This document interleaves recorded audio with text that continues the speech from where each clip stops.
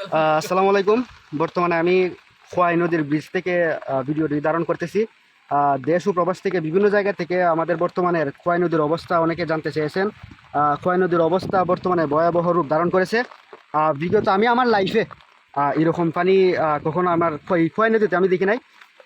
আমরা যথাযথ ভালো আছি, কারণ আমাদের নদীর বাঁধ যথেষ্ট উঁচা আছে, যার কারণে আমরা ভালো আছি। তবে খোয়াই নদীর তীরে অবস্থিত অন্যান্য এলাকার মানুষ হয়তো ভালো নেই, কারণ তাদের বাঁধ ততটুকু উঁচু বা প্রশস্ত নয়, যার কারণে তাদের দিক দিয়ে বাঁধ ভাঙার সম্ভাবনা, এবং অনেক জায়গায় শুনতেছি যে বাঁধ অলরেডি ভেঙে গেছে। তবে আমরা খোয়াই নদীর ব্রিজটা আপনি লক্ষ্য করলে দেখতে পারবেন আপনারা যে বর্তমানে এটা ছোটোখাটো একটা পর্যটন এরিয়া হিসেবে রূপান্তরিত হয়েছে। অনেকে জায়গা থেকে আসছেন গাড়ি নিয়ে এবং ছাতা নিয়ে এবং রেইনকোট পরে বর্তমানে নদীর অবস্থা দেখার জন্য। আর অনবরত বৃষ্টি হতেই চলেছে, বৃষ্টি থামার কোনো নাম নেই, যার কারণে নদীর পানিও অনবরত বাড়তেছে, ধীরে ধীরে ক্রমাগত বাড়তি আছে। যদি ব্রিজের নিচটা আপনাদেরকে দেখাই তো দেখতে পারবেন যে পানির কতটুকু স্রোত।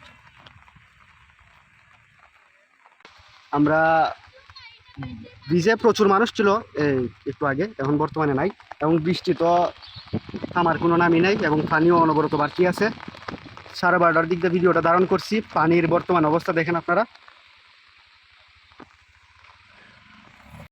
আমরা এই বৃষ্টির পানিতে নদীর মধ্যে পানি বাড়ছে এবং পাড়ের যে গাছগুলো আছে সেগুলো পানি ভাঙ্গে বাসায় নিয়ে আসতেছে। অনেকে আছেন যারা অতি সাহস দেখিয়ে এই স্রোতের নদীর মধ্যে নামে যান গাছ ধরার জন্য, লাকড়ি ধরার জন্য, সামান্য কিছু টাকার জন্য নিজের জীবনটা রিস্কে নেন। এবং আমরা গতকালকে শুনেছি যে গাজীপুর 1 নং ইউনিয়নে একজন লোক খুব সম্ভবত জানি না সঠিক কিনা নিখোঁজ হয়ে গেছেন। তো আমরা আমাদের লুপটাকে সামলাবো এবং অল্প কিছু টাকার জন্য আমরা জীবনটাকে বিপন্ন করতে পারি না।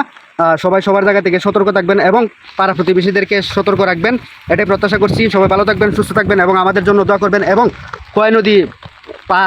খোয়াই নদীর পাড়ে অবস্থিত সকল মানুষের জন্য প্রার্থনা করবেন, এটাই ব্যক্ত করছি। আসসালামু আলাইকুম।